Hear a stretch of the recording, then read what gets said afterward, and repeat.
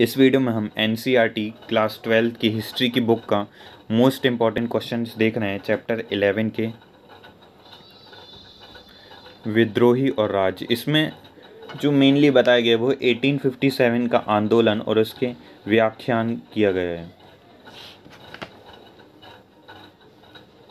तो चलिए हम शुरू करते हैं। ये केवल सीबीएसई के स्टूडेंट के अलावा जो भी हिंदी मीडियम में हैं और एनसीईआरटी की बुक फॉलो करता है वो देख सकते हैं। इसके अलावा इंग्लिश मीडियम के जो स्टूडेंट्स हैं उनको यदि ये चैप्टर समझ ना आया हो तो वो भी देख सकते हैं, लेकिन ये स्पेशली हिंदी मीडियम के स्टूडेंट के लिए। तो चलिए अब हम शुरू करते हैं।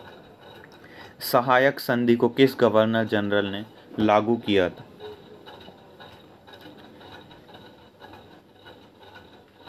इसे स्वीकार करने के चार प्रमुख शक्तियां के नाम लिखिए। तो सहायक संधि गवर्नर जनरल लॉर्ड वेलेस्ली द्वारा लागू किए गए।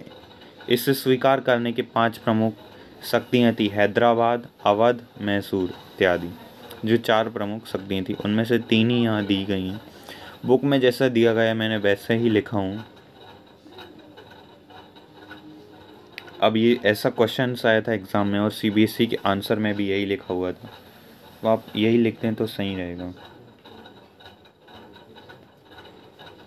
कानपुर में किस अंग्रेज महिला ने भारतीय सिपाहियों से वीरतापूर्ण अपनी रक्षा की? तो वो थी मिस व्हीलर। अवध के अंतिम नवाब कौन था? तो वाजिल अली शाह अवध का अंतिम नवाब था। उसे पेंशन देकर कलकत्ता भेज दिया गया। किसने भेजा? तो ब्रिटिश सरकार ने। सामान्य सेवा भर्ती अधिनियम किस गवर्नर जनरल के शासन काल में तथा कब पारित की गई? इन क्वेश्चंस को आप जरूर लिख लें, ये वेरी इंपॉर्टेंट हैं। और इस आपका 80 से 90% जो मार्क्स है वो इसी में कवर हो चुका है। इससे ज़्यादा ही हो गया होगा, मैं मिनिमम ले रहा हूँ कि ये चैप्टर आपका 80 से 90% मार्क्स का कवर अप हो चुका है, मिनिमम। सामान्य सेवा भर्ती अधिनियम 1856 में लॉर्ड कैनिंग के शासनकाल में लागू किया गया। अब इसके बाद हम देखते हैं 1857 के विद्रोह के राजनीतिक और प्रशासनिक कारण क्या थे? उनकी कारणों को हमें वर्णन करना है। तो ब्रिटिश शासकों की साम्राज्यवादी नीति थी, यानी इम्पेरियलिस्टिक पॉलिसी। वो अपनी बॉर्डर को हमेशा एक्सटेंड कर देते, जैसे कि उन्होंने किया अवध पर कब्जा। अब वो क्या करेंगे, थोड़ा आसपास का एरिया धीरे धीरे कब्जाते जाएंगे। मेन एरिया वो इतना एरिया मतलब कवर कर लिया। इसके बाद उनको ये लगेगा कि हाँ यहाँ पे मुंबई है, यहाँ पे मथुरा है, यहाँ पे चौरा चौरी, धीरे धीरे सब कवर करते जाएंगे वो। उनकी यही इम्पेरियलिस्टिक पॉलिसी, मैंने एग्जांपल दिया है, इमेजिनरी है जो। राज्य अपहरण की नीति पेंशनों और तथा उपाधियों की समाप्ति कर दी। मुगल सम्राट के प्रति असम्मानजनक बर्ताव करते थे। इसके अलावा अवध का विलय कर लिया उन्होंने। सहायक संधि का हमेशा ही उन्होंने दुरुपयोग किया, कभी ऐसा हुआ ही नहीं कि उन्होंने सहायक संधि का सही उपयोग किया।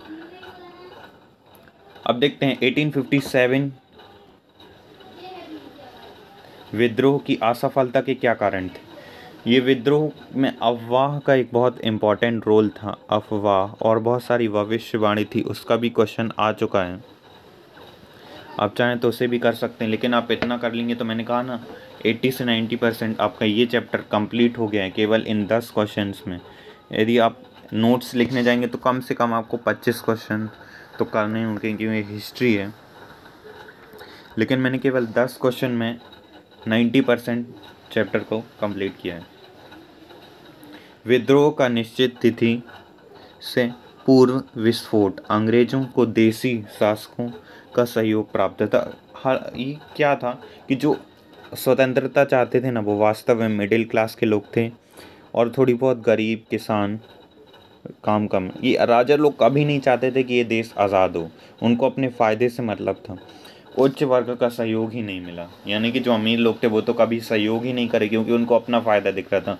कभी ज़मींदार भी कभी ज़्यादा सहयोग नहीं किया उन्होंने, क्योंकि वो इतना टैक्स वसूल लेते थे कि उनके लिए काफ़ी हो जाता था। विद्रोहियों के सीमित साधन थे, उनके पास जो इंफॉर्मेशन फैलाने के लिए कि ये हो रहा है। उनके पास साधन ही नहीं थे, ज़्यादा गोली ही नहीं थी लड़ने के लिए 1857 में जब लड़ाई चल रही थी उस टाइम। और उसके बाद ये ब्रिटिश सरकार जो महारानी थी इंग्लैंड की, उन्होंने और सैनिकों को भेज दिए। तो हमारा जो विद्रोह था 1857 का वो पूरी तरह से दब गया। प्रतिभावान ब्रिटिश सेनापति। संचार और साधनों पर अंग्रेजों का नियंत्रण था, यानी कि उन्होंने जितने भी साधन थे जैसे प्राकृतिक, आर्थिक, उन सभी पर उनका कब्जा था। और राजनीतिक रूप से तो वो इम्पेरियलिस्टिक थे, तो उन्होंने कब्जा कर ही रखा था। साम्राज्यवादी विचारधारा थी उनकी। साधनों पर अंग्रेजों ने नियंत्रण किया था, ये मैंने आपको पहले ही बता चुका हूँ। अब चलिए देखते हैं, इसके स्वरूप का वर्णन करना है। जो मैंने अभी आपको क्वेश्चन बताया वही है ये। तो सैनिक विद्रोह मात्र। 1857 के विद्रोह की प्रमुख आधारभूत सैनिकों द्वारा तैयार की गई थी। विद्रोह का सर्वाधिक महत्वपूर्ण तथा तात्कालिक कारण चरबील वाले जो कारतूस थे, जो गाय और सूअर की चर्बी से बनाए गए थे। विद्रोहों का प्रसार संपूर्ण देश में नहीं हुआ, यानी कि जो मेन जगह थी वहीं तक ही विद्रोह फैल पाया। यही उन्हीं नगरों और क्षेत्रों तक सीमित रह गया। ये इसी कारण से ये नगरों और कुछ क्षेत्रों तक ही सीमित रह गया जहां सैनिक चौकियां और छावनियां थी। विद्रोह का दमन करने के लिए ब्रिटिश सरकार को अधिक कठिनाई का सामना नहीं करना पड़ा, क्योंकि इसे सामान्य जनों का सहयोग और समर्थन नहीं था। आम लोगों ने इसको कोई खास सहयोग नहीं दिए थे। इसके अलावा प्रथम स्वतंत्र संग्राम, लाखों कारीगरों, किसानों और सिपाहियों ने कंधे से कंधे मिलाकर ब्रिटिश सत्ता के खिलाफ संघर्ष किया। घुमक्कड़ सन्यासियों, फकीरों तथा मदारियों ने गांव-गांव में इसका प्रसार प्रचार किया था। इसके अलावा आंदोलन में हिंदू मुसलमान एकजुट होकर भाग लिया था। सभी विद्रोहियों में एक मत से बहादुर शाह को अपना सम्राट स्वीकार किया। विद्रोह के लगभग सभी केंद्रों को जनसाधारण ने ब्रिटिश सामना के विरुद्ध सक्रिय भाग लिया। विद्रोह का क्षेत्र काफ़ी व्यापक था। अनेक देशी रियासतों एवं सहयोग के शासक वर्ग के ब्रिटिश सत्ता और सहयोग के समर्थन बने रहने पर भी सेना एवं जनता द्वारा विद्रोह में सक्रिय भाग लिया गया था। अभी 8 मार्क्स के क्वेश्चन है। विद्रोह के सामाजिक, आर्थिक, धार्मिक एवं सैनिक कारणों का वर्णन करें। तो इनको मैंने काफ़ी शॉर्ट करके केवल पॉइंट लिख दिया है। आप इनको कर लेंगे तो आप काफ़ी आसानी से 8 मार्क्स ला सकते हैं, और आप भी इन्हें एक्सप्लेन कर सकते हैं यदि आप ये बात समझ लें जो मैं आपको अभी समझाने जा रहा हूँ। भारतीयों के साथ दुर्व्यवहार हुआ था।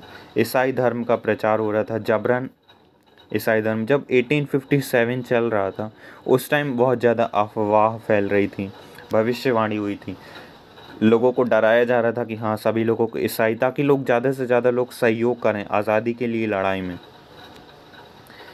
और सैनिक भी असंतुष्ट थे। इसके अलावा चर्बी वाले कारतूस थे, गाय और सूअर की चर्बी के कारतूस बनाए गए थे। अब हमारा ये सोर्स बेस्ड क्वेश्चन, आप इसे पढ़ लीजिए, आपकी बुक में ये ज़रूर मिल जाएगा इसी चैप्टर में। और इससे रिलेटेड क्वेश्चंस भी थे, उन विद सॉल्यूशन मैंने आपको दे दिए हैं, जो CBSE द्वारा जारी किए गए थे विद सॉल्यूशन। तो आई होप आपको ये समझ आया होगा। नहीं आया हो तो आप इस वीडियो को दोबारा देख सकते हैं। प्लीज़ इस वीडियो को ज़्यादा से ज़्यादा शेयर कीजिए। Thanks for watching the video.